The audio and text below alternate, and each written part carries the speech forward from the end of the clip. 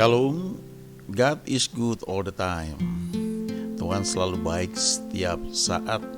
Kita perlu ingat itu, kita perlu camkan, kita perlu pegang hal itu.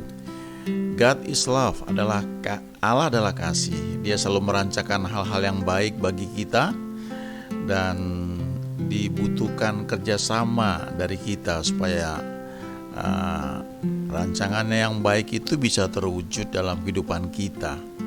Dan kita perlu juga menyadari bahwa memang butuh waktu, tapi firman Tuhan berkata, He makes all things beautiful in its time. Ia membuat segala sesuatu menjadi indah pada saatnya masing-masing. Oleh karena itu kita bisa berkata, God is good all the time. The steadfast love of the Lord never ceases. His mercies never come to an end. They are new every morning, new every morning. Great is thy faithfulness, O God. Great is thy faithfulness. The steadfast love of the Lord never ceases. His mercies never come to an end. They are new every morning, new every morning. Great is thy faithfulness, O Lord. Great is thy faithfulness. They are new every morning, new every morning. Great is thy faithfulness, O Lord. Great is thy faithfulness.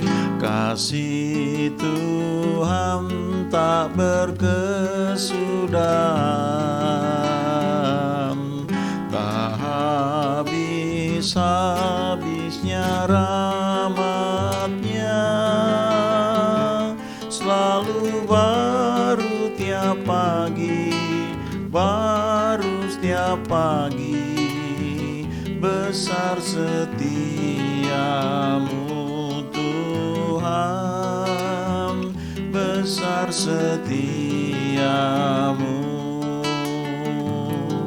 Kasih Tuhan tak berkesudahan, habis-habisnya rahmat-Nya. Selalu baru tiap pagi, baru setiap pagi. Besar setiamu Tuhan, besar setiamu. Selalu baru tiap pagi, baru setiap pagi. Besar setiamu Tuhan, besar setiamu. Selalu baru tiap pagi, baru setiap pagi. Besar setiamu Tuhan, besar setiamu.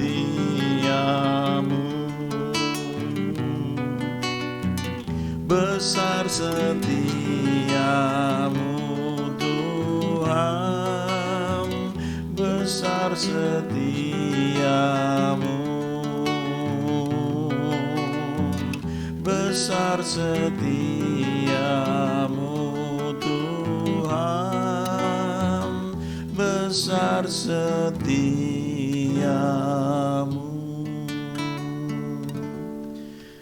selalu baru tiap pagi. They are new every morning, ya. Setiap pagi dikatakan di sini. Kalau kita ingat ketika orang Israel keluar dari Mesir, maka selama 40 tahun mereka tidak bercocok tanam karena mereka lewati padang gurun. Mereka berjalan sebagaimana dituntun oleh Tuhan.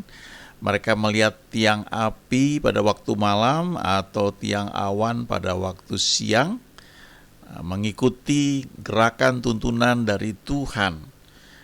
Dan untuk itu selama 40 tahun mereka makan mana.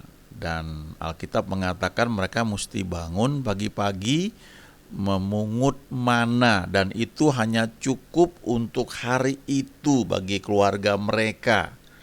Mereka harus percaya bahwa besok akan ada lagi mana turun. Jadi mereka hanya ambil mana itu cukup untuk 1 hari saja bagi keluarga mereka. Dan itu berlangsung setiap hari selama 40 tahun. Ya, hanya cukup untuk 1 hari, kecuali pada waktu menjelang Sabat mereka bisa mengambil untuk hari berikutnya, karena pada waktu hari Sabat mereka nggak boleh bekerja, dan kalau mereka keluar nggak ada mananya, ya. Itu menarik sekali. Dan mana itu yang mereka makan setiap hari, di Alkitab juga dikatakan itu roti dari surga, ya, roti malaikat, dikatakan seperti itu. Dan Matius 4 ayat 4 berkata, manusia hidup bukan dari roti saja, tapi dari setiap firman yang keluar dari mulut Allah. Kata firman itu rema, dan rema itu artinya daily rema, artinya setiap hari, setiap pagi. Menurut firman itu sewajarnya memang kita mendapatkan rema dari Tuhan. Mungkin hal-hal sederhana, mungkin firman yang pernah kita baca sekian tahun yang lalu tiba-tiba berbicara lagi. Mungkin ada luapan sukacita di hati kita pada waktu bangun pagi. Dan itu merupakan rema, roti dari surga bagi roh kita, bagi kerohanian kita, ya. Mungkin kita nggak sadari itu. Jadi barunya nih tiap pagi, ya, bukan tiap minggu atau tiap bulan atau tiap tahun, tapi tiap pagi. Artinya kalau kita setiap pagi kita perlu makanan, perlu sarapan secara jasmani, perlu roti, perlu makanan jasmani, kita juga perlu makanan rohani, kita perlu firman, rema, spesifik buat kita secara pribadi. Ya, kita bisa belajar dari orang lain, memang itu nggak salah, tapi secara pribadi apa yang Tuhan sampaikan kepada kita, dan itu akan menjadi tuntunan yang spesifik untuk hari itu yang perlu kita lakukan. Dan kita perlu percaya bahwa besok akan ada lagi tuntunan Dia buat kita. Ada 4 ayat yang saya mau tunjukkan, dan ini merupakan salah satu prinsip yang tidak hanya kita lihat di Alkitab, tapi ini berlaku universal, dan banyak orang memahami hal ini. Dan kalau kita lakukan prinsip yang ada dalam ayat-ayat ini, kita akan melihat, ya, dan menikmati apa yang Tuhan janjikan, ya. Kejadian 8 ayat 22, ini kejadian ketika air bah sudah lewat, Nuh dengan bahteranya nyangkut di gunung, ya, airnya sudah surut, kemudian dia mempersembahkan korban. Dan kalau kita baca, ya, Tuhan bilang Kejadian 8 ayat 22 ini, selama bumi masih ada, takkan berhenti-henti musim menabur dan menuai, dingin dan panas, kemarau dan hujan, siang dan malam. Jadi ini ada satu hukum yang ditetapkan. Selama bumi masih ada, maka akan selalu ada musim menabur dan menuai. Untuk bisa menuai, kita perlu menabur. Kita perlu lakukan sesuatu, dan kita percaya yang kita lakukan ini merupakan satu taburan, tindakan yang membutuhkan waktu, dan kalau dilakukan dengan tepat, dengan benar, maka kita akan menuai seperti yang kita harapkan.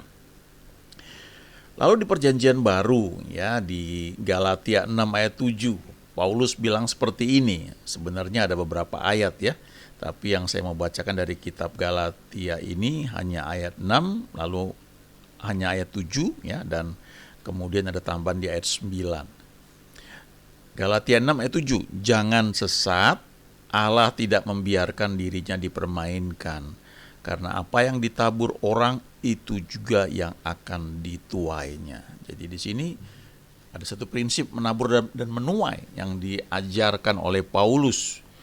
Lalu dia secara spesifik, dia mau tekankan di ayat 9, janganlah kita jemu-jemu berbuat baik, karena apabila sudah datang waktunya, kita akan menuai jika kita tidak menjadi lemah.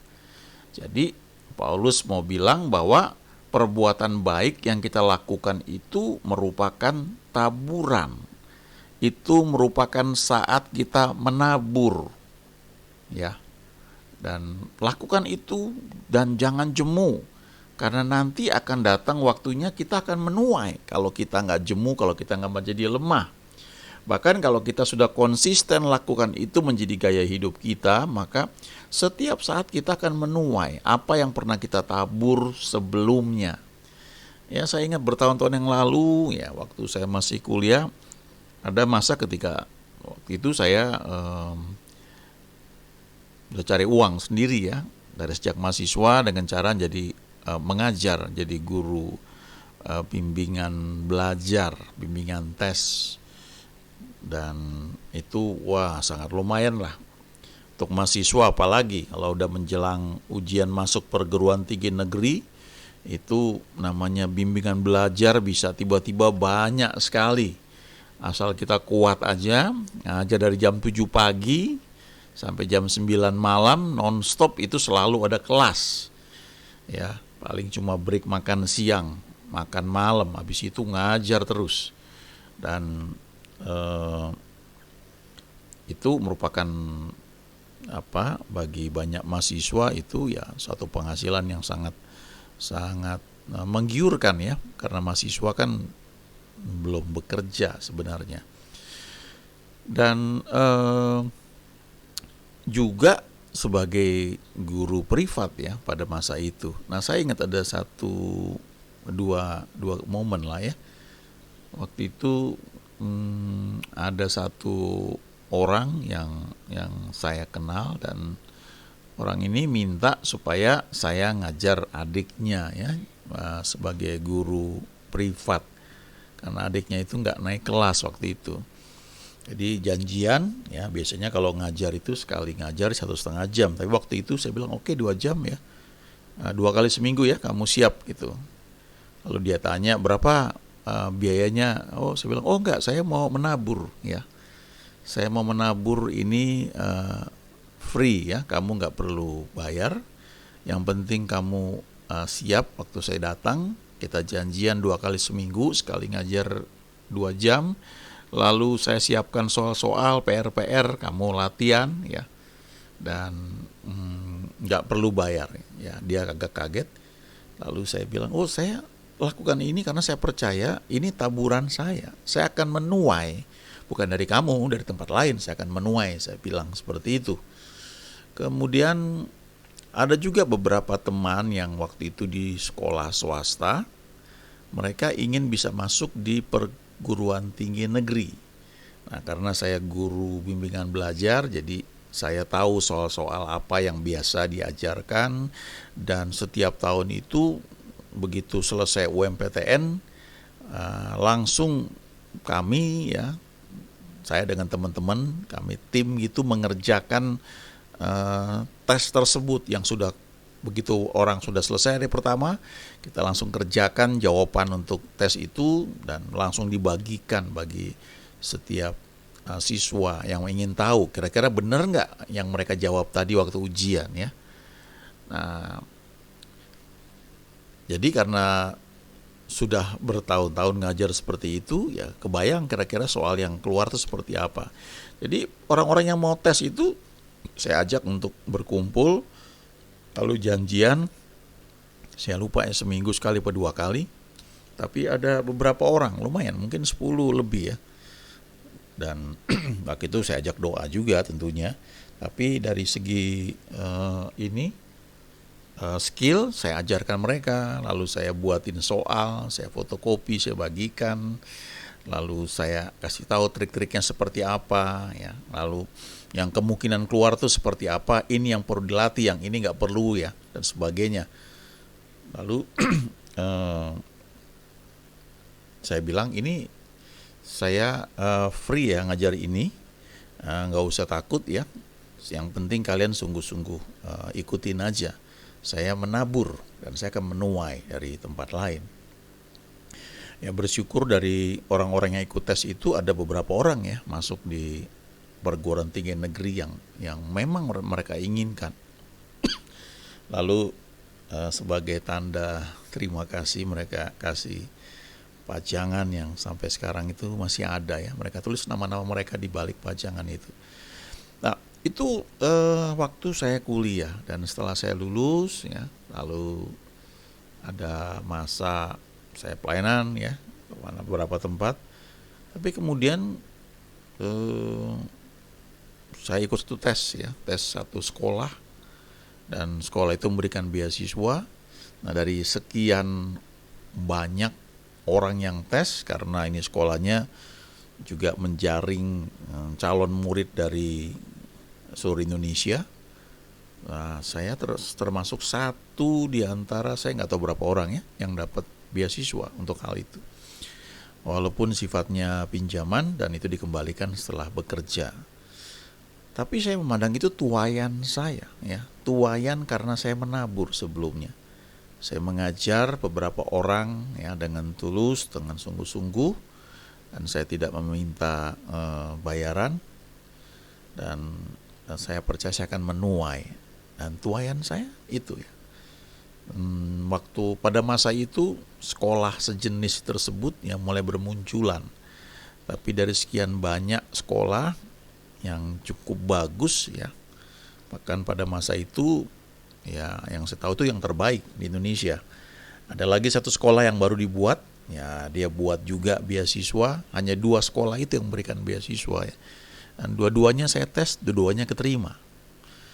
Padahal usia saya pada masa itu sebenarnya sudah di perbatasan, bahkan mungkin bukan pilihan yang ideal ya, karena sudah mungkin nggak masuk ya untuk kualifikasi tes tersebut. Tapi toh saya melihat saya bisa keterima.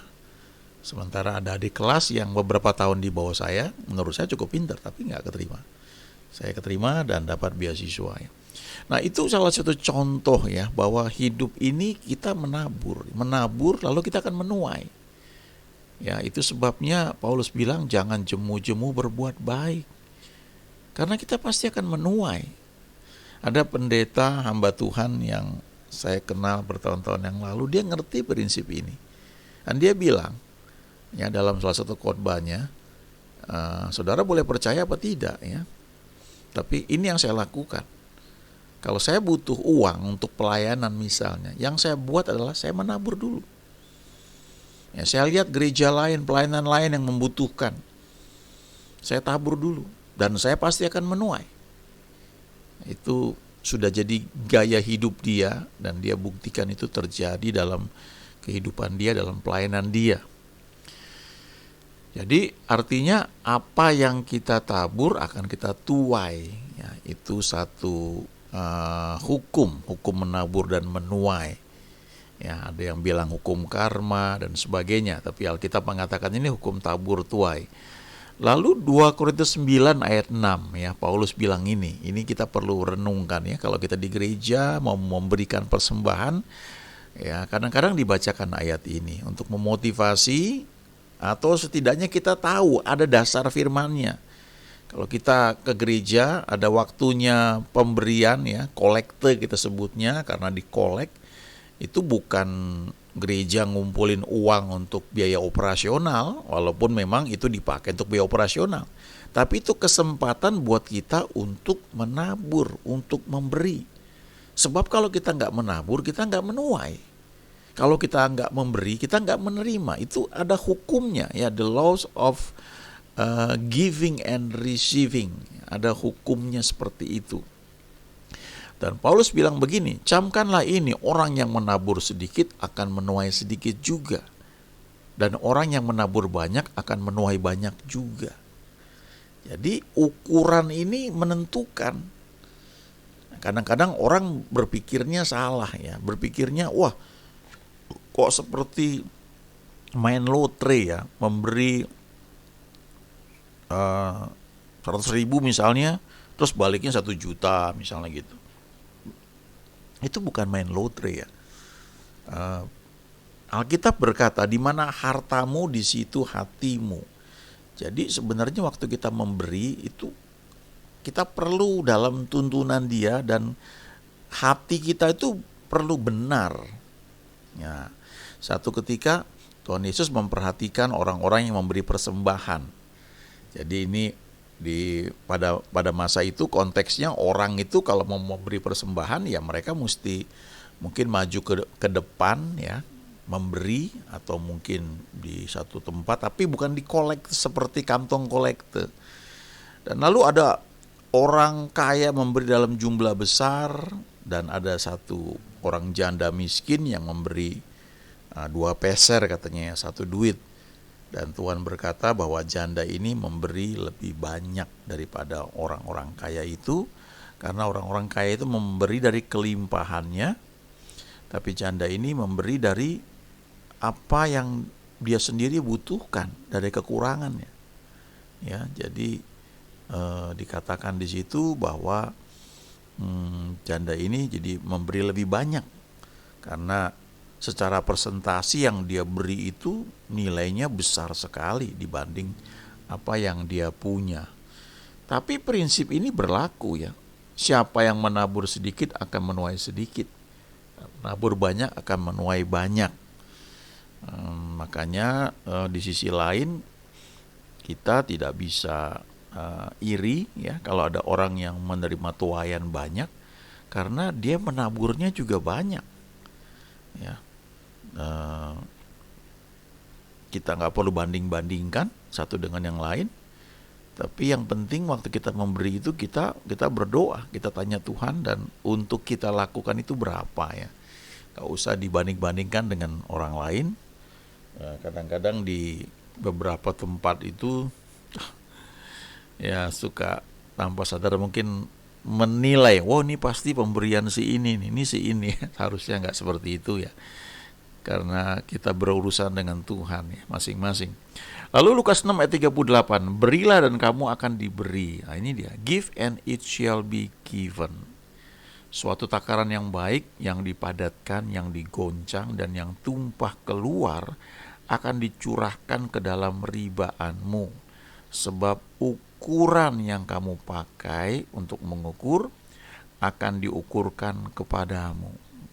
Kalau kita terbiasa memberi yang terbaik, ya, tentu dengan doa dulu, ya, ke satu pelayanan atau gereja yang merupakan ladang yang subur. Artinya apa kalau disebut ladang yang subur? Artinya gereja atau pelayanan itu memang terlihat mereka ini pelayanan itu melakukan dengan baik, ya, buah-buahnya kelihatan. Orang-orang yang beribadah merasa sangat diberkati.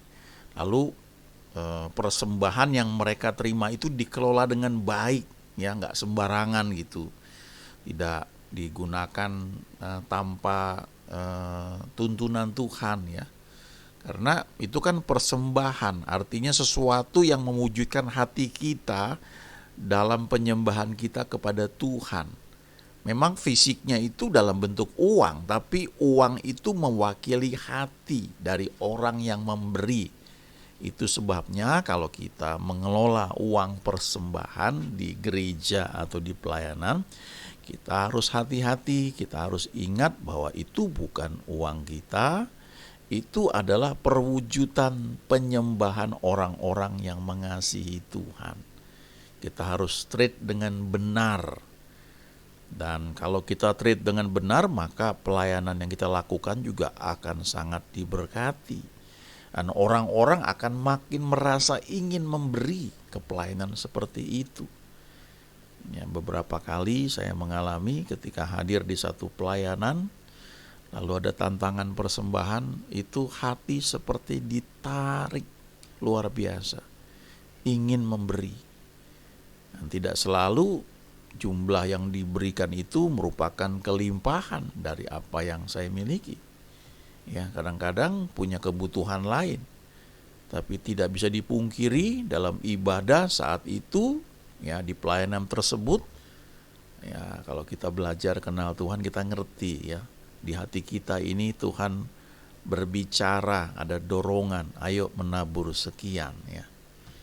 Dan waktu memberi itu kadang-kadang ada masa, ya, persembahan yang diberikan itu dengan mempertaruhkan iman, ya, karena itu mungkin sejumlah dana atau uang yang disiapkan untuk kebutuhan lain, dan itu kita lakukan tentunya dalam rangka tanggung jawab, ya, walaupun baru dibutuhkan barangkali beberapa bulan kemudian. Tapi bagaimana kita mengenali suara Tuhan, ya, dan kita tahu ini Tuhan bilang, ya, dalam hati kita, ayo ditabur, berikan ke pelayanan ini. Nah, itu waktu memberi dalam kondisi seperti itu seperti yang dikatakan di Mazmur 126, menabur dengan mencucurkan air mata, ya.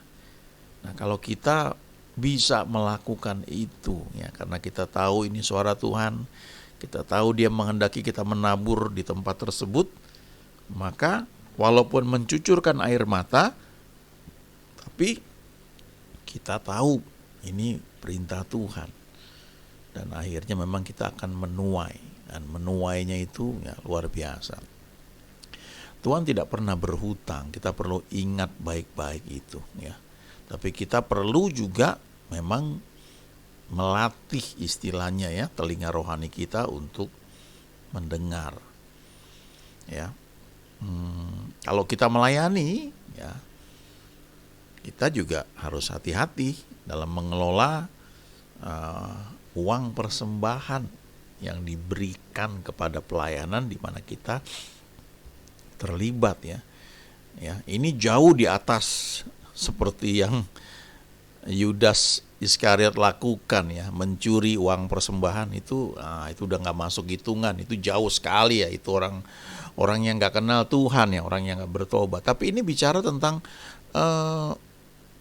kas pelayanan mungkin, ya, penggunaannya itu, ya, itu kalau dilakukan dalam tuntunan Tuhan, maka pelayanan ini akan jadi apa, ya, istilahnya, ya, memang melakukan apa yang Tuhan perintahkan.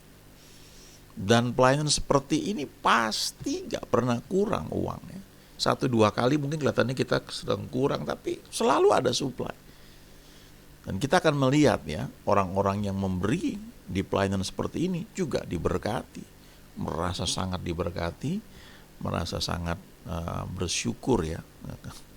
Secara pribadi, ya, itu kalau udah memberi di pelayanan seperti itu, ya, walaupun secara logika itu apa, ya, istilahnya mempertaruhkan iman, ya, mempertaruhkan banyak hal, tapi ada satu sukacita di hati, ya, ada satu ucapan syukur dan berkata, Tuhan terima kasih boleh menabur di sini, terima kasih Tuhan Kau baik, saya boleh menabur di sini. Wah, itu kalau punya hati kayak begitu, ya, dalam menabur, percayalah itu tuaiannya akan luar biasa. Tuhan tidak pernah salah, ya, dan Dia nggak pernah berhutang. Nah, secara umum kadang-kadang kita mendengar istilah golden rules, ya, the golden rules itu bunyinya begini, ya, perlakukan orang lain seperti yang kamu ingin orang lain perlakukan kamu.